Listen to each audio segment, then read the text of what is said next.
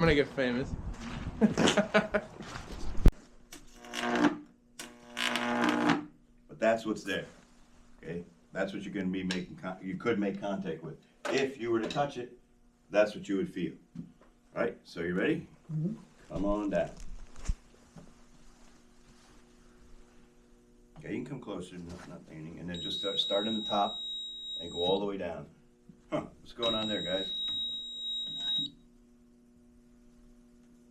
Blown. There's voltage on the, yes, the fuse is blown, exactly. There's voltage on the top, but not on the bottom. Oh. Okay, then do B.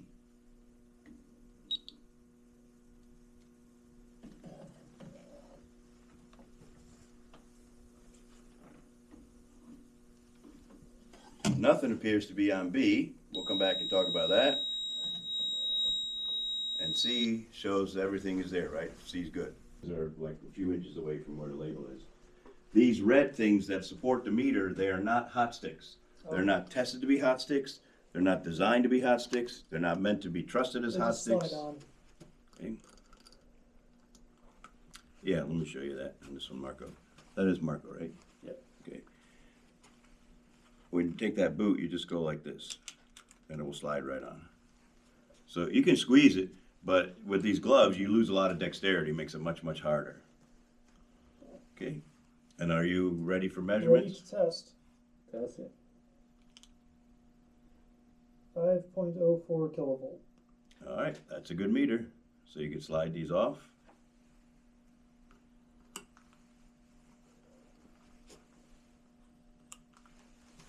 And you can just put the tester over there. Glass.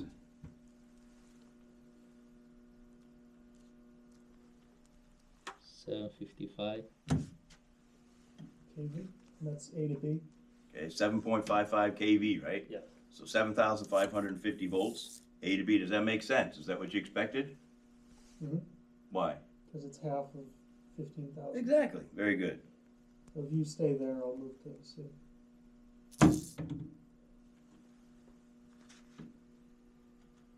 $15.06. Okay, does it make sense? Yep. Yep. Yeah. That's what the thing is, the 15,000 volt. Too, they come in and they Yeah, those travel checks were. well, that plus you know, you could get travel from your nearest home of record at walk-up prices, right? We had people that came from Philadelphia, and because that was their home of record, they'd come away with $1,000 travel, and then they drive here 2 hours. Okay. So there's closing it, and here's opening. Wow. Okay, it goes pretty quickly. I have a bomb. Yeah.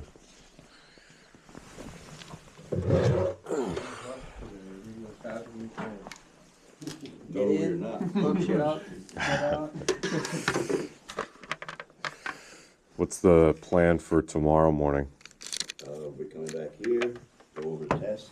We gotta do is rack the breaker, slide, a couple of slide shows, on events that occurred on the Nimitz class carriers. One where the guy killed himself, one where the kid survived, but was in pretty bad shape. Mm. And then the parting shot video, and of course the reviews in there too. And then the parting shot video with the guy that blew his arms off. Well, we don't want to cut into your meal hour. We don't pay penny for meal hours. You don't want to cut your work rest hours.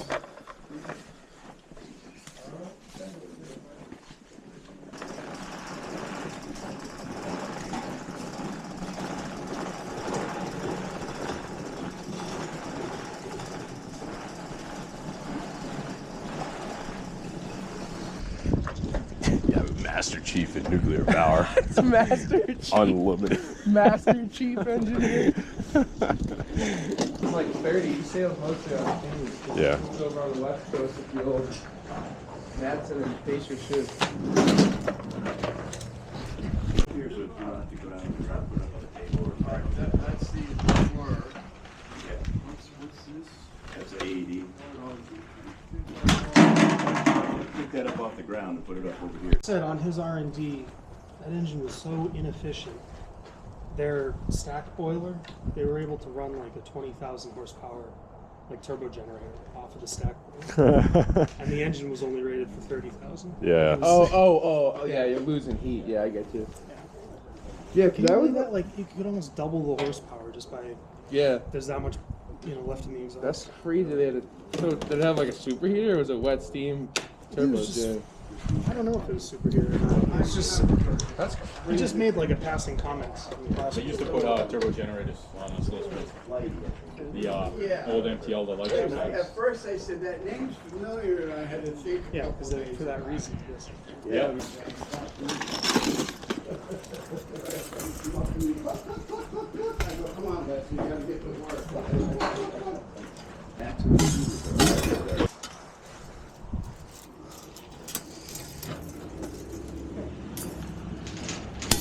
He was a Calhoun guy. He said some guy whacked a tree going out of here. You're not doing anything, so whoever's not getting ready to go in, you can ask for it out. Did you already check this one? Yeah. Hey, that's mine. Where are the mats? Not that I need them. I'm taking numbers right now. Matt, you got gloves yet? No, I don't. Well, too bad. You gotta do it right. You're doing it raw, dude. 15 amps.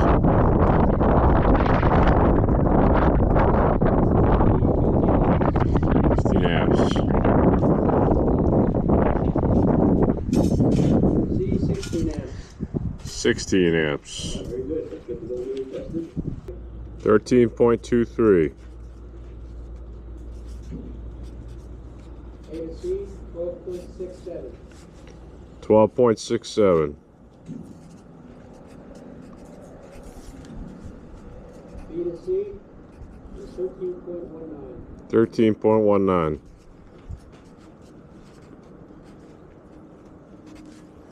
All right, B to neutral is 7.48. 7.48. C to neutral is 7.53. 7.53. A to neutral is 7.57. 7.57. All right, now guys, let's go over this way. We got 2 minutes before that meter turns off, so come on over here. All right, we got our timer ready? Excellent. All right, we're gonna open it. That's not a really good place to stand. All right, ready? Yep. All right, excellent. I'll do this. while you guys do the go here. Plug it Setting in. this up, Plug it into the plus and the minus. okay.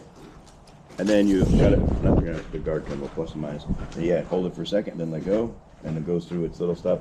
Now you can see it defaults to 1 kilohertz. This thing outputs an AC signal. I'm not sure if it was a square wave or what. I have to look it up. I never did bother.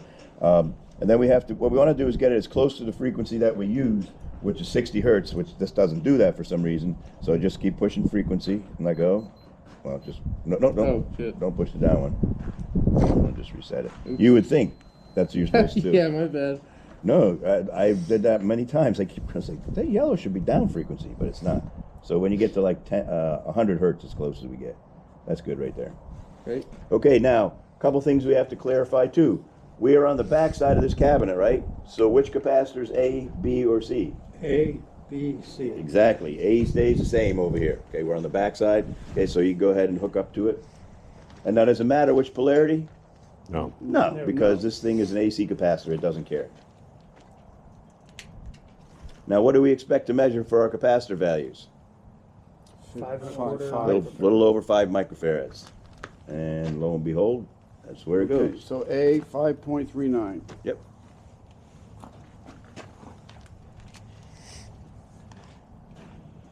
And in the meantime, can someone grab that digital multimeter again? Because the next job is the bleeder resistors. B, 5.38. 5.37. 8, yeah. We don't need the battery for it. We're just measuring resistance. So with that one, we'll just cross the leads to check. But what we're going to do is those leads are too short. They said they were a meter when I C, ordered them. I got them. It's like an 5.37. awful short meter to me. But Okay. so we're going to take those leads out. These we know are good leads, so we're gonna transfer these to that digital meter over there right behind you. And we'll verify them though again.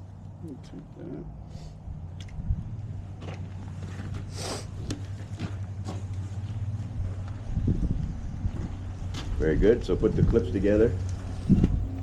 You might have to squeeze them a little too, because they get a little bit of carbon in there. I mean, you gotta- corrosion in there. Oh yeah, put it on. Measuring. There it is.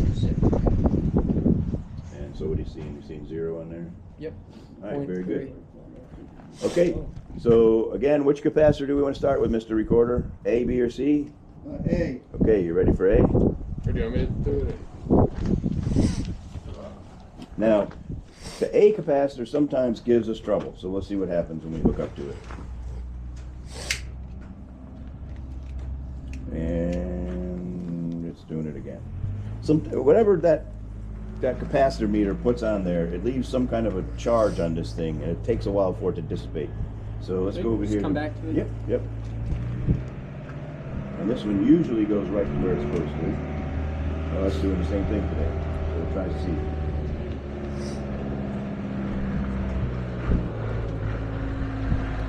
Yeah, that guy got something too. Well, at least it's charging. Yes, we're gonna do it. Let's try it again. Alright, we'll just leave it. Let it go. I don't know. Let's try it. Let's just... Yeah, pinch the front part. Get any oxidation over there. Should be it.